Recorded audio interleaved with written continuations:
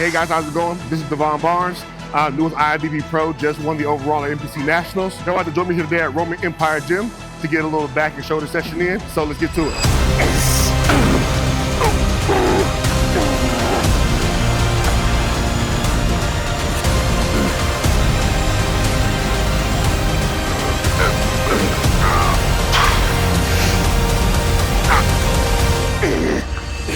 I always start my shoulder days on some lateral raise on some kind of machine, help keep it real stable. Be real particular about taking the traps out of the movement, really isolate those lateral delts. I'm gonna do a ton of volume here on this one getting started. So we're looking at like pyramid sets. I like to pretty much go 15 to 20 reps all the way to the top set. I like to do 3 sets of 10 to 12 at that top weight, and usually do 2 back off sets coming down where I go to failure. So we're gonna do that before we move on to our next thing.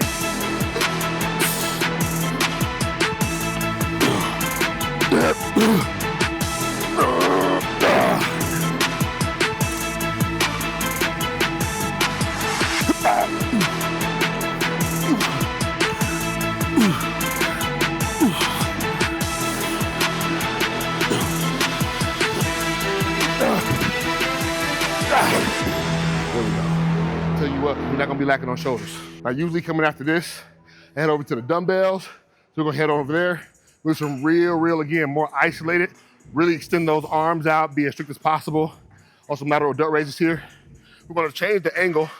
So for those who don't know, obviously, the delt wraps all the way around that shoulder cap around that joint. A lot of times we find ourselves focusing on either the back half of that lateral head or the front half. What I do on this first machine here is drive the chest into the machine. The elbows almost drive slightly backwards. We hit that back half. But for the dumbbells, we're gonna take the arm slightly in front of the body, and we're gonna get that front half of the lateral delt, all right? We're gonna make it happen.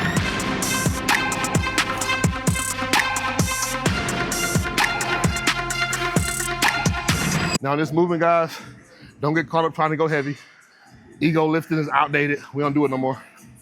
Well, every now and again, but today we're not doing it. Now, guys, look, I love the clang and bang.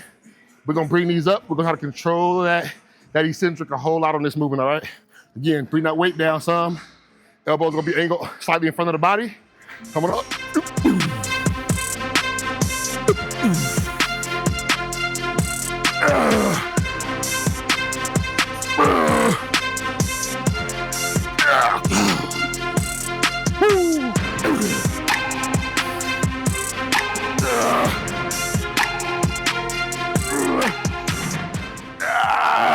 I have seen a lot of people struggle with this. When you get ready to do your lateral raises, you want to be more strict. A lot of us did a lot of heavy pressing at some point. Those elbows are not treating you real well. When you're fully extended, it doesn't feel great. If you really intensely squeeze the bar, you want to give yourself some more stability throughout the elbow and the wrist joint. You're gonna feel a whole lot better. Sometimes we get caught up just letting the weight sit, focus on the lateral delt. But if you want to alleviate some of that tension and pain, in my experience, squeeze the hell out of that dumbbell. It's gonna give you some more fortitude, some stability in that elbow joint. I try to get all of my individual parts of the delt kind of targeted before I go into my press movement, kind of pre-exhaust there. If you're a stronger guy in the gym and you want to preserve your joints for longer, come in and pre-exhaust. Hit everything, hit your lateral delt raises, get those rear delts in. But if you're going to do a press movement, just my encouragement, leave the anterior delt, the front delt alone, because you're going to get a lot of that in the press, okay? Also, just talking about the elbow pain, if we can mitigate that now, it won't get in the way when we're pressing. So this is another reason why doing this early is good for warming up and making sure you're prepped for that heavy compound movement.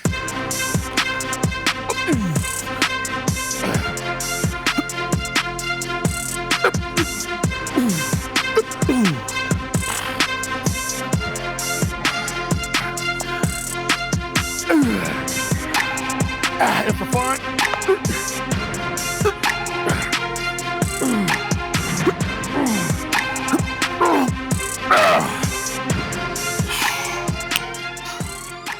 Oh, never hurts to put an amplifier at the end of that movement.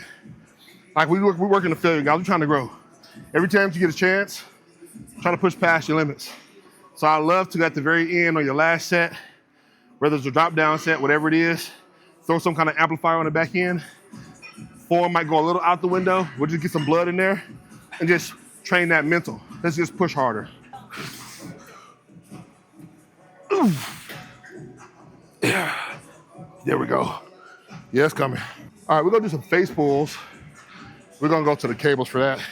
Just go pretty traditional on that one. Now, I do mine a little different than a lot of people, so, you know, I don't know if it's gonna work for you, but hey, give it a try. Kind of wanna walk y'all through how I like to do these, because everybody does them a tad bit different. I am gonna grab overhanded on both of them. Now, when you're pulling back, I try to replicate doing a back double bicep. So you want to drive back, you're wanting to pull apart, then you want to externally rotate, right? Now, it won't look as pretty as this with the weight, but for every rep you can find yourself here, especially for bodybuilders, you're gonna notice that when I'm hitting my back pose, I can get that rear delt activated because I'm actually practicing in the gym. I like to pull to the hairline. I just feel a lot more tension in that delt. So again, give that a go if you haven't been doing that. I do mine standing straight up. And I do like to stagger myself so I can counterbalance. So that way, as I'm pulling, if I get heavier weight, it doesn't pull me off my feet, okay?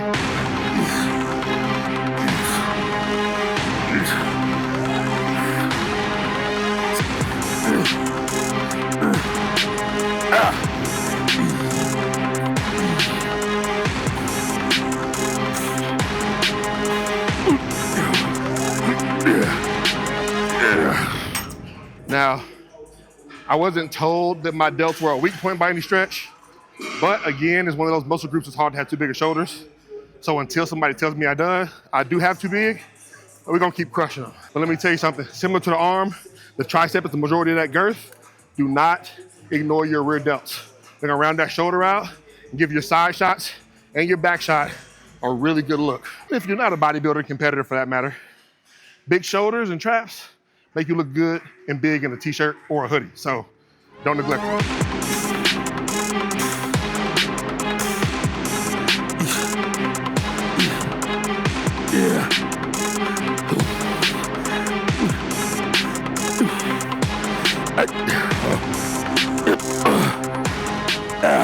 Opinion on intensity, because I see a lot of people, there's guys who are like, the weight is the intensity. There's others who are like, the climb with the tension, and you got this balance between the science lifters and the old school. I'm curious, like. No, I'm glad you asked me that.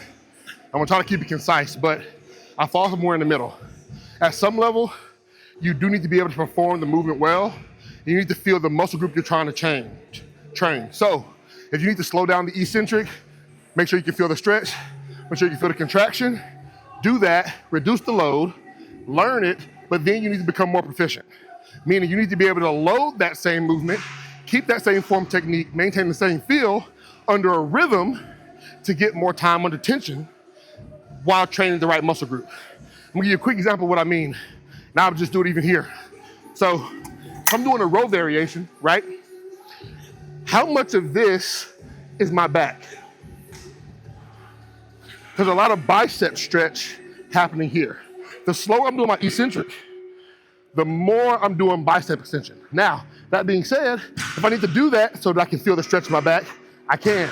But at some level, I want to evolve to where I can take that middle ground out at some level and focus on squeeze just to get the same stretch. I get the same stretch and contraction without going as slow, which actually gives me more time under tension on the muscle group I'm trying to train. Time under tension is time multiplied by tension.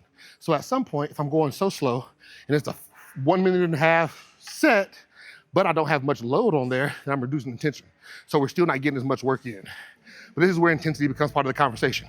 Because at some level, you just gotta have some grit, and even though you're fatigued, whether you're going slow, whether you're going faster, you need to put more volume and more oomph behind your set, for lack of better terms. Effort is the word, right? So, but I'm a big fan of learn how to do the movement, get better at it, increase tempo, and increase load following that, and get better and better at that over time.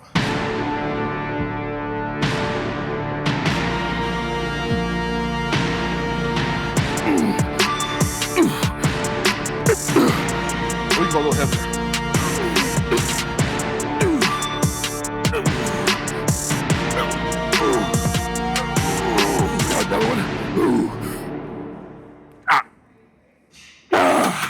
There we go. That's how you take it to failure, baby. Let's get it. Guys, look, let's talk compound movements. Bottom line is, muscle recruitment grows muscle, okay? And I can do all the isolation movements in the world, but I don't have leverage to be able to maximize the muscle group I want to train. So don't get me wrong, at some level, I am using multiple muscle groups to press this, right? Especially like triceps, lats are going to stabilize, etc. Versus, let's say, a lateral delt raise. But there's a threshold when you're actually pushing for intensity where even though you're distributing the weight throughout the muscle groups, that you're still giving more load to the one you're trying to train over anything you'd ever be able to do with good form on a lateral delt raise, for example. So compounds are still life at the end of the day. Now again, once you get a little bit more advanced, you're trying to nitpick, I need to bring this up a hair, The isolation moves become a little more valuable. But if you're early on, especially, and the name of the game is, I need to be 50 pounds bigger, these are still gonna be life. I would actually even change how I did this workout. I'd have probably done one warm-up movement, going straight into my compounds a little fresher, right? And taking them all the way to hell and back, and then come back to my isolations to burn out, to make sure I didn't have anything in the tank. Obviously, I've been training for a while, and so I kind of know exactly how my body works for this. And again, when you're strong, I don't know how this feels to everybody else. Y'all tell me if this is heavy or not, but I know that at some level, my joints don't want to keep up with the amount of weight I'm pushing. So I wanted to pre-exhaust a bit just to make sure I can preserve those. If that's not your disposition, you didn't come from a powerlifting background or something, then I would switch around and go the other way around. For me though, I like to get all those out the way, hit my nasty compound, and then we're gonna do some back after this, so that's gonna be a lot of fun. So many people, especially because this has got so many good equipment, so many pieces of equipment in here, they don't ever find systematically something that works for them. Look, man, find a couple movements that you really like, you enjoy doing, that you can progress over several months even. You wanna see so much more progress, but I wanna emphasize this. The mental and emotional load of not seeing progress will deter your goals faster than the weight not changing in the gym. Use the same movement that you know that feels good to you so that you want to come and show up to the gym. You're looking forward to training that muscle group that day. But also, it's easier to tell that I'm one more rep in on this movement after doing the exact same protocol and system over and over and over again. This game of building a physique is about the person who can deal with the most consistent monotony, right, for the longest periods of time with excellent execution. If you can do that, you will go pretty far here, assuming the genetics and everything fall in line. So keep that in mind. And I love the gym, and I'm the worst. I'll come in on a random day and go, hey, I want to deadlift today, and that should not be my program at all. But every blue moon, I will treat myself. 99% of the time, you're doing the things that you know work, and you just want to make sure that you're being more proficient in that regard. Everything else kind of falls to the wayside. Now again, non-competitors, you're not a bodybuilder, mix it up a little bit more, but so that you still enjoy it, because all of us love enjoying progress. Still try to stick with some level of consistency on at least one movement per muscle group that you can scale and see it change and grow over time. Because in the off season, when you're putting on tissue and you only put on 1 pound in 30 days, it's gonna be important that you see all of your weights moving in the right direction to know you're still progressing. Enough talking. It's gonna be a doozy, y'all. Here we go.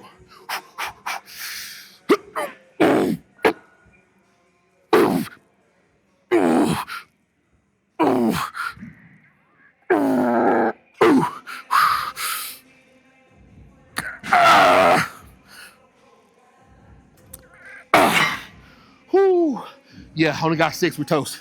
I'm gonna do something that I recommend. Had a few people after I won nationals ask me what I do to develop my back and the width of my back.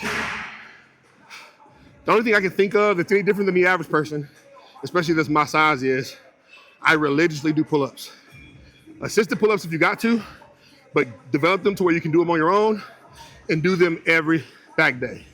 Also, just as an adult, especially as a grown man, being able to lift your own body weight is a must. So work your way towards that. And I don't care if you weigh 300 pounds. If you want to weigh 300 pounds, be able to lift 300 pounds. All right, we're gonna clean these weights up, rack our weights, rack your weights. Every gym you're at, I don't care which one you're at. If you see somebody in your gym right now, go tell them go rack their weights. People are gonna knock out these pull-ups. Now, bear with me guys. I use figure eight straps for everything. I spent years and years deadlifting, raw. My forearms, my grip strength are not what I'm trying to build right now. You're trying to build your back, I guarantee your hands and forearms are gonna go long before your back do. Don't be the person again, ego lifting. Grab some straps, focus on your back. You wanna go train forearms? Go train them. Now, it seems like a back warm-up, guys, so I'm gonna do probably 3 sets of 10 to 12, just get everything recruited in my lats. Then we're gonna go over to the muscle mass row. Really excited to use that. I've only used it one at a time before, but I love it, so we're gonna knock it out next.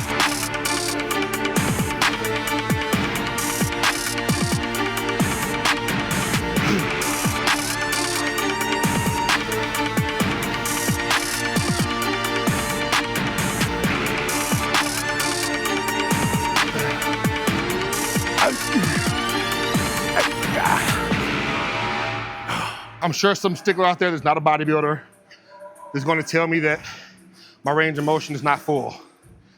I'm trying to keep time under tension on the lat. If I pull too high up, I release the scapula, I start to engage my traps, and I'm no longer contracting my lats. If I stretch too far, I'm now releasing all the tension on my lats. There's a lot of tension on the tendons, especially in the joints of the rotator cuff. Keeping within this 80% range of motion, you're gonna keep the tension on the lats being stretched and contracted versus what we consider a chin up, which is me trying to pull my head up above the bar, where I'm gonna diminish the actual uses of the traps, of the lats, and start using a lot more of my traps. So keep that in mind before you start to criticize and critique. And I'm gonna lovingly say, if you don't have a wider back than me, just take a cue. We are doing pull-ups on the day, but again, guys, make sure you do it. Now, I like to start with them. Now, this is my second back day of the week, actually. That's why we started on shoulders, because normally I would start on back. I like to start on my pull-ups when you're the freshest, but it's also a good overall back warm-up. Here, I'm a little fatigued already. I've already went and trained 4 different movements coming into this, but before I got into the rest of my back stuff, I still wanna make sure I incorporate them. If anything, it just makes me better at them when I am fresh, all right? While we're on that topic, good cue for all of you competitors out there. We had a lot of people fading during their posing at nationals this year. Great physiques, couldn't present them for more than a minute at a time. Pose when you're tired, pose when you're full, pose when you just woke up and you're flat, pose after your workout, pose before bed when you're sleepy, pose. Before I did nationals, I was posing six rounds of posing a day on a minimum of about 2 minutes a pop. And something we saw on stage was I was able to hold my poses and I hold center stage the entire time without any major fading, without any major breathing people could see, and the muscle stayed engaged. So when you're fatigued, it's a good time to work on a skill, right? If you can do it whenever you're tired, you can do it great whenever you're fresh. And believe me, when you get ready to step on stage, you're gonna be depleted, fatigued, and everything else. If all you've been doing is practicing when you feel good, it's not gonna translate.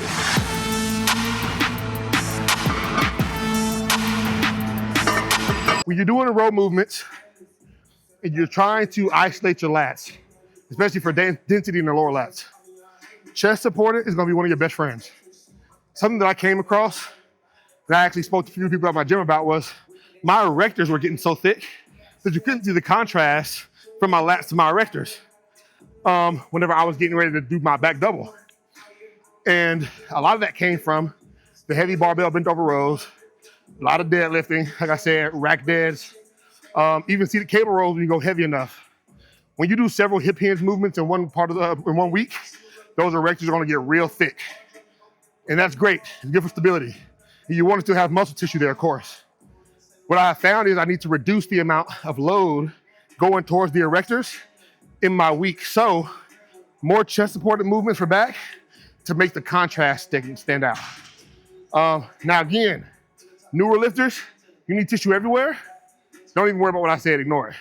Go do the barbell, bent over rows, dumbbell rows, do your rack pulls, do all of that stuff. And so you recruited enough tissue where somebody can tell you, hey, just bring this up a bit. When you hear that for the first time, all right, then we can start talking about all this optimization.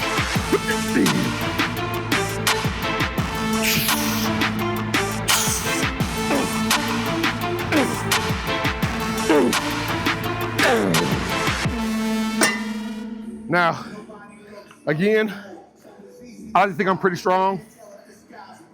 Do not ego lift. If I got to a point where I'm pulling this and I'm not at my final set and I can't do 8 to 12 reps, I need to pull the weight down. But I want y'all to be paying attention to the amount of drive I'm still able to create and where the elbow still able to break the midline of the body, right? If I'm rowing and this elbow can't break the midline of the body, then I'm not doing a complete movement yet. I'm not contracting the lats as hard as I could be. I probably need to drop the weight a bit. Because a good chance if that's happening, your forearms and biceps are getting a really good workout and your back's getting stuck, let out to dry. Another thing y'all gonna see me doing here is, as I'm rolling upwards, you're gonna notice this slight arch happening. Now, I'm not intentionally really trying to pull my chest up. What I'm doing is pulling my traps down to retract the scapula more, and it's actually creating a natural upward movement of the chest. So the same thing would happen if I were doing from the side, my front resting, I'm gonna come here, right? Chest is slightly poised up. Lat spread, here. Same concept of thought. Everything that I do in the gym, I'm trying to replicate what I'm doing on stage. So I'm doing a row, I want to row, I want those shoulders to drop. When those shoulders drop, I throw those elbows up, have this natural upward movement of the chest. So that's all I'm gonna be seeing happening here. I'm not intentionally trying to arch my back. You're gonna get those erectors engaged and we're trying to take those out, okay? So again, traps down as we're rowing back will create a natural arch, but we're not trying to arch intentionally, all right?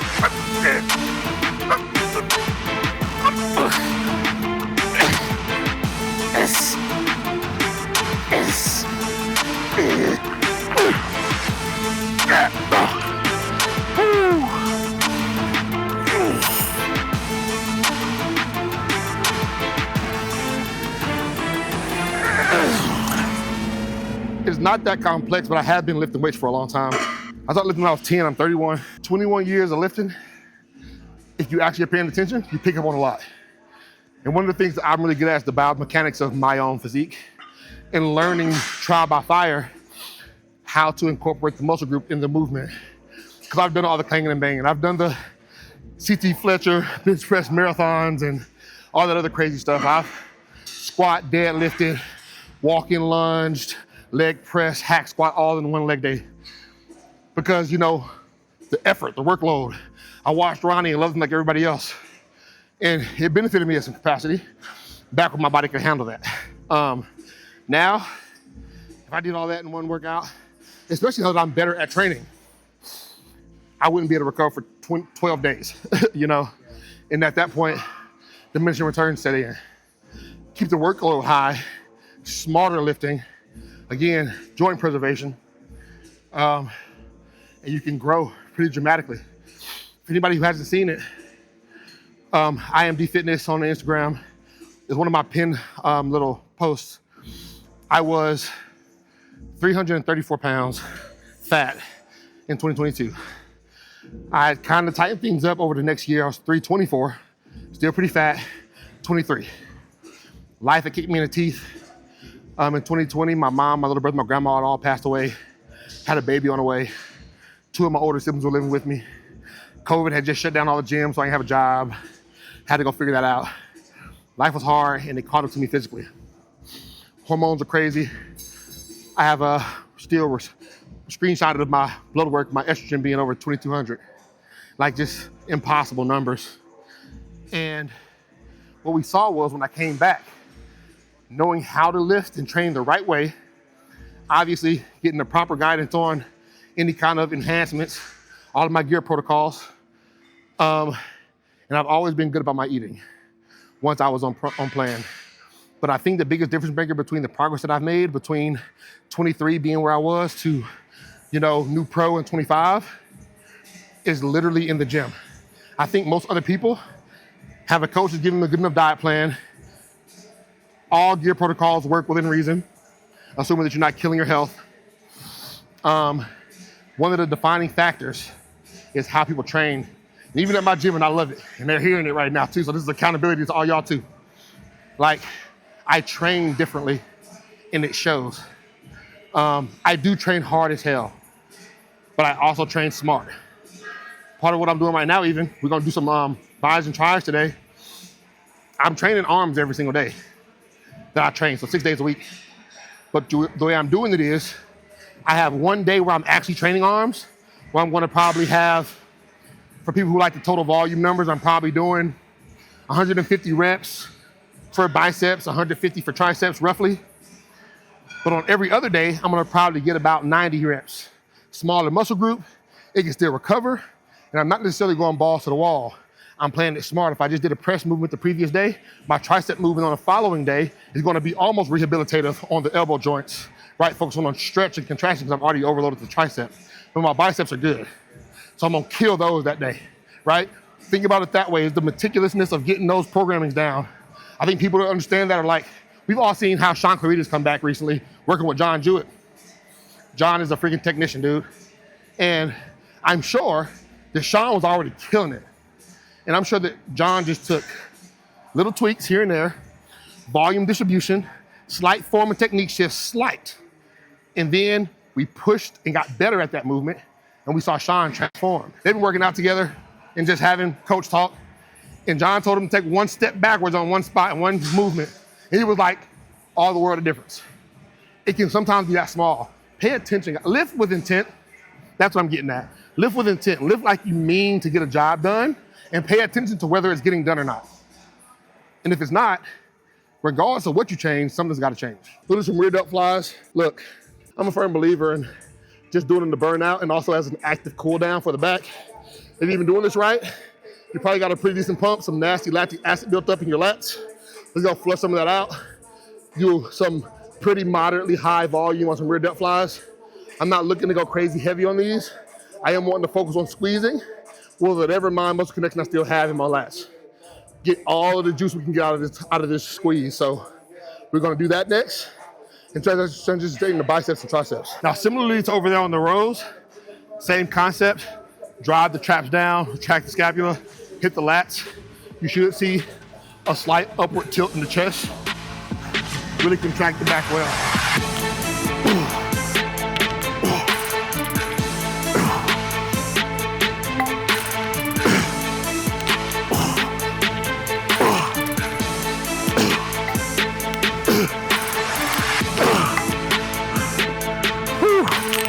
Now we are pretty fatigued right now.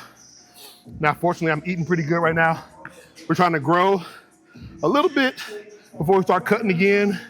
Getting ready for New York, getting ready for Pittsburgh. I wasn't sure about New York before, but everybody's been telling me, might as well. It's a week apart. Get ready in time. I got a buddy of mine from the gym who's like, I'm doing New York, I'll do Pittsburgh if you do New York. Deal, we're on it. So I may be off, I have it somewhere on my phone, but I think roughly 19 weeks is out. And we're gonna be pushing some more size until about 10 weeks, trying to stay lean. Pretty solid 285 as of yesterday morning was my last check-ins. We competed 257 in prejudging, 254 in finals with a really good look, good conditioning. My goal is to be 260, 262 with even better conditioning. So I think we can do that. Whether we can or not, we train like we can. So that's what we're doing.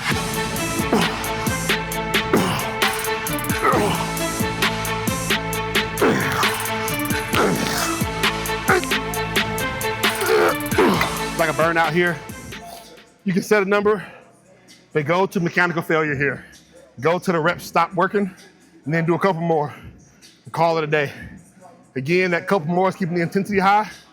I'm a big fan of cheat reps, whatever you want to call them, I don't care. Something that you can also do, and I'll show y'all here in a second, are kelso shrugs at the end of your flies or your row movements. So we're gonna get fully fatigued on our fly, let the arms relax. We're just gonna drive the shoulder blades back and together. And again, we're trying to hit the lats a little bit more today. Pull those traps down as you're pulling back into that shrug, okay? It's just a perpendicular shrug to get everything you can out of it. So those other mechanical parts of the body, the delts, the joints in the elbow, wherever they're fatigued, you can still hit the back because there's a lot more in there than there is for the other muscle groups.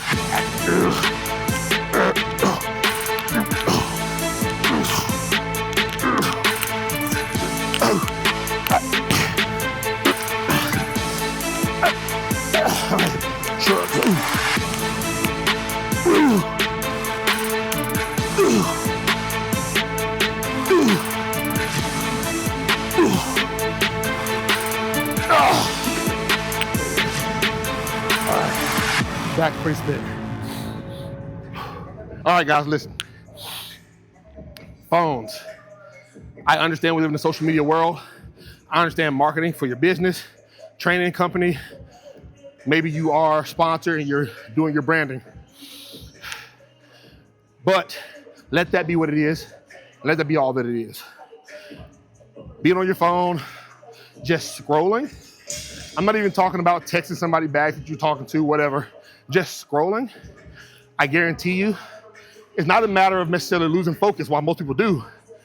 You're probably going to extend your rest periods for far too long. You're taking the space in the gym, kind of killing the flow of the entire gym going together because somebody needs that machine you're sitting on. But also, you're not prioritizing well. Keep the most important thing the most important thing. Keep the main thing the main thing, right? I'm gonna go ahead and throw this in there. In my life, my faith walk trumps everything. My relationship with Jesus is everything.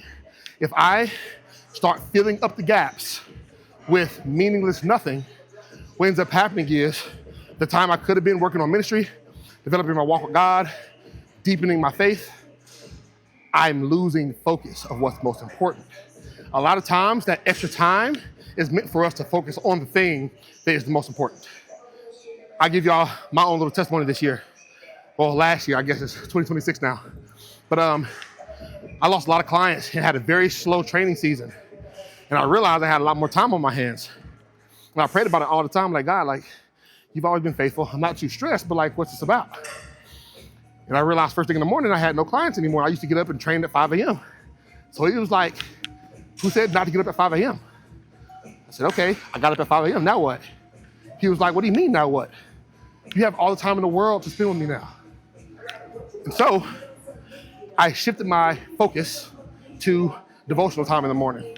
So every morning it was wake up, make breakfast, read my devotionals, pray, eat breakfast, then do my actual Bible reading, go for a walk in the morning, spend some more time with God in worship, or I did audio books that I've been trying to get through. Pretty sunrise I would go see in the morning, head back home, eat meal 2, start my day the right way. And I'll put it this way, the final result was an overall win at the biggest national show in the world, okay? Because I kept the main thing the main thing. Now, yeah, that was a little deep and almost metaphorical for what we're talking about in the gym, but keep that same thing in mind. If your goal is to go be a great bodybuilder and you have all this time to be on your phone, how much more time do you have to be a great bodybuilder? Exactly. So let's focus on that and make it happen. We just did shoulders, right? And shoulders incorporated a press, right? So because my triceps have already been spent a little bit, this is what I mean by orchestrating your volume. I'm gonna do biceps first because they haven't been really used near as much during this session. Then I'll end on triceps because they had a little more time to recover now.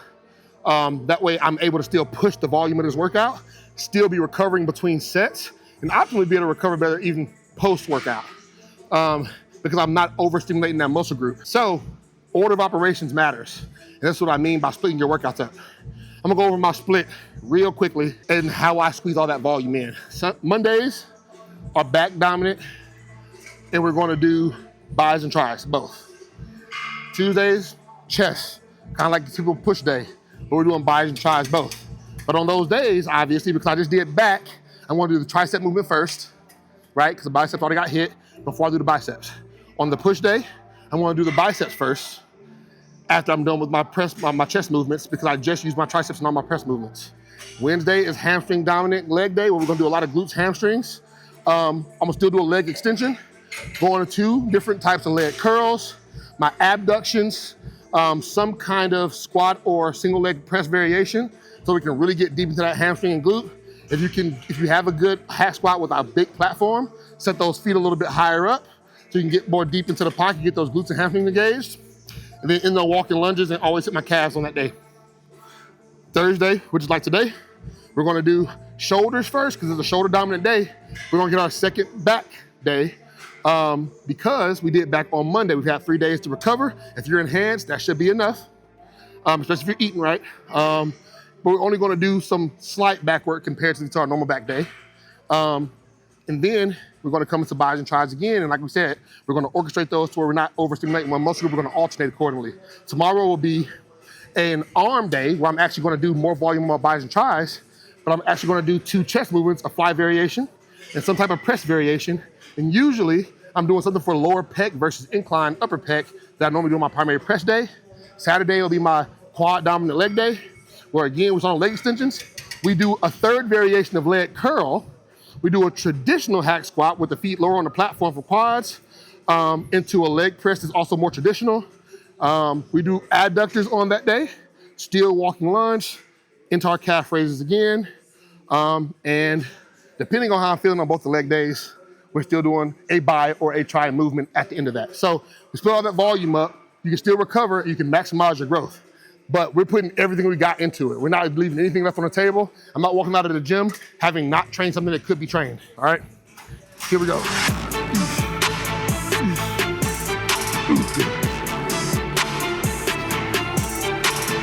I love this bicep machine because the way it isolates the bicep, it really stretches you out. You cannot cheat on this machine. Whatever you can do is what you can do, and it's super smooth. A lot of these older machines that have these straps instead of the cables, they are super smooth, so I'm a big fan of them still. Now I love all of these machines, but if you ever get a chance to use this one, this particular type, you're gonna really like it. Really good on the biceps. Takes all the stress off of the forearms. I mean the whole 9, you're gonna really feel good on it. It's so smooth it'll almost feel light, but you can get a nasty contraction on it. So make sure you take the time out and you squeeze those biceps. Yeah, I noticed a lot of people, they start getting to the, the arms and stuff, and they start being like, all right, now I'll take it easy because I got the compounds out of the way. It's like, no, you gotta go all the way through. Look, somebody out there is gonna be working all the way through and they're gonna spank you on stage. Just letting you know. For everything that you think that you're getting away with, somebody out there isn't, and they're gonna come back that much better. And I think that a lot of people right now in the industry as a whole, so excuse my criticism, because I love this industry, so I'm trying to push everybody, have gotten complacent in our training specifically. We're pushing gear so heavily. We're talking about, we've gotten so diet conscious where it's like, well, I have to do this specific amount and this, yes, I get it, But none of it's going to anything if you're not training adequately, all right? And listen, I'm gonna be transparent with y'all. I hate training arms.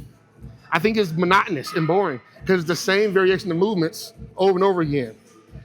But like I said earlier, the person who can do that the best is gonna be the best. So you come in and you do the monotonous bicep curl and you do it perfectly and you progress it every day if you come and train it, and you're gonna be the guy, And for every person in here getting lackluster at the end of their bicep workouts, all right, when I got 24-inch arms and you got 18-inch arms, I don't wanna hear it, all right? Now I ain't got 24s yet, they're coming. I'm probably sitting around 22-ish at the moment, but we're gonna get there. As long as I keep doing this monotonous nonsense, right? Here we go.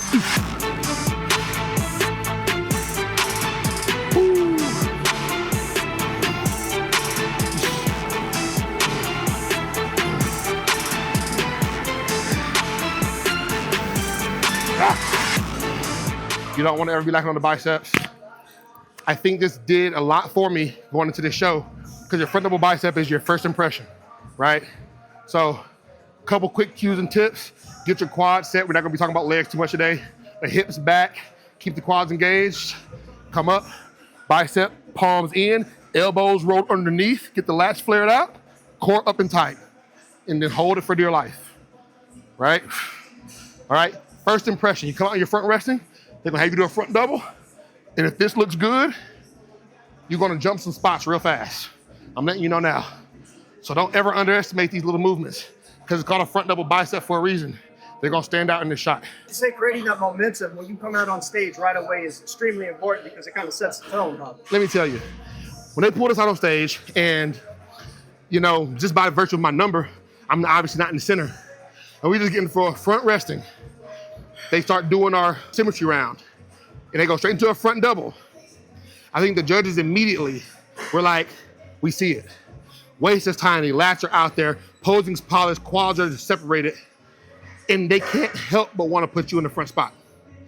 Now, come back out for the actual compression round, front resting, they already know who they want to put in the center.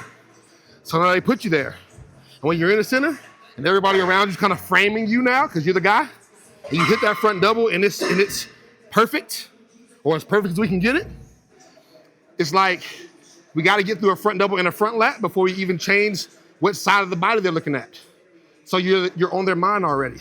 I think it's huge to have a good first impression. There's a guy who I was speaking to going into the show, and he was a front runner for the show. And his front double wasn't great, little abdominal stuff, but it bumped him from what should have been, I believe, probably a top 2 placing at least, to I think he got like 6th. He knows what I'm talking about. Love you, brother.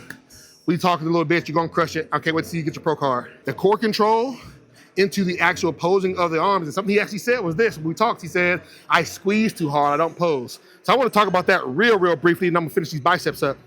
You need to get to a point where you have posed enough to where you can come and land the pose.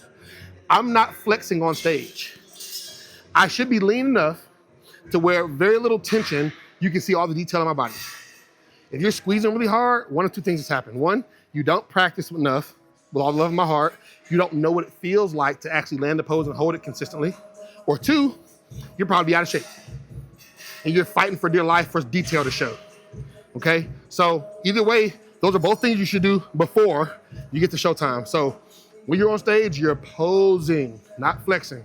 You need to find a way to be able to hold the pose as long as you can without feeling like you're overtly squeezing. I'm gonna give one example here too, and I'm gonna get to my biceps. So on your side chest, when you come into a bicep, a lot of people come in and they squeeze their bicep really hard. When the reality is, if you take this arm, you scrub it against the lat in the chest, and then you're just going to supinate the wrist. And you can also cheat and twist it with the other hand, supinate the wrist, and now you create a peak in the bicep. I'm not squeezing my bicep at all. At all. Now I can add a little bit of oomph to get the tricep to pop a hair, but it's very little tension in my body right now, and I can hold that pose until everybody else is passing out on stage, all right? So keep that in mind. Find those little tweaks and turns, and look, I'm not a posing coach, but I do love the posing portion of bodybuilding. If you don't have a posing coach, find one. If you can't find one, find me, and I will help you the best way I can. But one thing that I did get a lot of props on was that my posing was phenomenal on stage. All right, so work on it. It doesn't do you any good to do all this work in the gym and all this diet and not be able to present the physique on stage. All right, guys, we're gonna get ready to do some triceps. We're gonna get up out of here. We're working on the long head because this is somewhere I was really critical of myself on. I didn't feel like in my front double that we had enough tricep drop on the front or the back for that matter. Also, getting ready to step on stage next to some of these guys like Nick Walker, for example, who has, I don't know what size gargantuan arms. I want it to be a weak point for me. So that part of the tricep, the long head of the tricep, is gonna be one of the biggest components to your posing on stage as far as the size of your arm looks, okay? I think a lot of people are really strong in their press movements, and they get this outside head, and it looks really pretty from the outside. But as soon as you come up here, you lose a lot of arm girth. And if you're a taller guy, I'm 6 feet tall, and your arms are long, I got a 6'8" wingspan, you need to have plenty of girth in that tricep, probably more so than the bicep, to really complete the look on stage. So we're gonna keep that improved, bring that improved, keep the biceps developing like they have been. But most of my tricep work throughout the week right now is some form of long head work, overhead press, where I do cables. I've been doing some dumbbell single arm like skull crusher variations. But the key to this is making sure it's something that is comfortable for your elbows, because you need to be able to load it. If you haven't been training for as long as me, this has been a pretty long and strenuous session. Don't start here when we're talking about total volume or time in the gym. Also, if you're not enhanced, do not do this to yourself. You're gonna have a hard time recovering, and you're gonna have a higher risk for injury. Also, just in general, practicing form for so long, I don't do anything that's really bad form anymore. If you're not nailed in on it, last thing you wanna do is be fatigued while going into a high-risk movement. So just be wary of that, guys. We see our favorite bodybuilder doing all this crazy stuff, and they've been doing it for a lot longer. So if you're looking to be better, start doing it about 60% of what they're doing on timeline and on volume, total volume, and build your way up to being able to match them in that arena. And keep in mind what's best for you. Because I know some people who would never do this much volume in a week, but I played sports my whole life too. So high intensity types of cardio and things of that nature don't usually hurt me as bad. Whereas some people come in and the level of fatigue really starts to work against them. For me, it's almost like when you get tired, you get better. And that's from years of football in Texas and 105-degree weather, fully padded out with like 85% humidity in East Texas. So listen, you can do that, you can do this with ease. So keep that in mind, guys, just be smart. I want everybody to be safe. I want you to be great. I don't want you to be injured. And I want you to think about the longevity and the big picture. You know, I get it. You have a lot of superstars coming up in bodybuilding at young ages, a lot of in their 20s. Like I'm 31 and I'm like an old cat now in bodybuilding, it feels like. Listen, it doesn't matter. Let your timeline be your own. So on the reverse of that is, I just got my pro card at 31 and people say your mid-30s is your prime anyway. So I'm looking to see some really cool stuff happen over the next 2 to 4 years and then maintaining that and slowly developing on that over the next 5 to 6 years after that. Optimally, maybe more, God willing. So again, longevity, big picture, train hard, but be smart. Learn from your favorite bodybuilders, but don't do anything extraneous. Build your way up to their level. The people who are in their 20s doing it, they've been doing it since they were 16. All right, if you're just starting at 21 and they're 25, give yourself time. Give yourself 10 years like they did to be as good as they are. All right, and then from there, optimize. Here we go, guys. Triceps.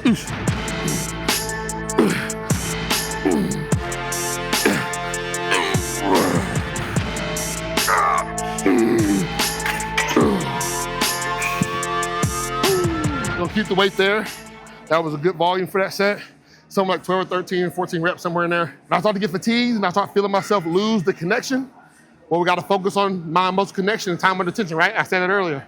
So I slowed down, set in the pocket, waited until I felt that stretch all the way into my armpit, exploded out the bottom of that movement to make sure just because I'm tired, we're not cheating reps. All right, everyone counts. I wanna debunk something while we're here. And this works for some people. If it works for you, I'm not knocking you, keep doing your thing. I'm sure you're phenomenal. You can be down to earth, cool, calm, and collected in the gym and flip a switch when your set starts. You don't have to be intense, antisocial, mean, mugging, and angry to get a good workout in. I get it. Sometimes we're having a rough day. We can channel that. Do that on those days. But don't look for a reason to be frustrated, angry, and aggressive just to train hard. Train hard because that's the standard. Train hard because you're supposed to. Train hard because you're gifted with the ability to. Come in with some gratitude. Be surprised how far that'll take you to go, I get to come and train hard today versus somebody else who can't get out of bed on their own today. All right? We are so privileged right now in the world. Y'all are watching me on some $1,000-something device right now as I'm in a gym with all this beautiful equipment and central AC, being recorded on a great phone over here, on camera, I'm sorry, over here. And our bodies are all able-bodied and working. You know, that's enough for me to come in and give my best. Because somebody else isn't here to be able to do that, and somebody else doesn't have the ability to do that. When you start your set, remember, I'm doing this in gratitude because I'm doing something that not everybody has the gift to do. Everybody's not talented to do. Everybody has the ability to do. So I'm gonna make the best out of the gift that I was given. And I'm not gonna squander that. And let that be your driving force. Because the beauty of that is, you can feel that every day, even and especially on good days.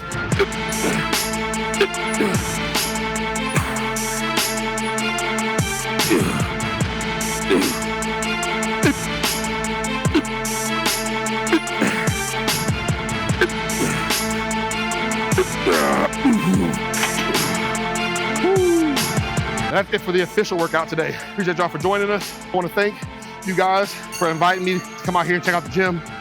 Been a phenomenal experience, very welcoming. If you're going to be in the Houston area, come to Roman Empire Gym, check it out.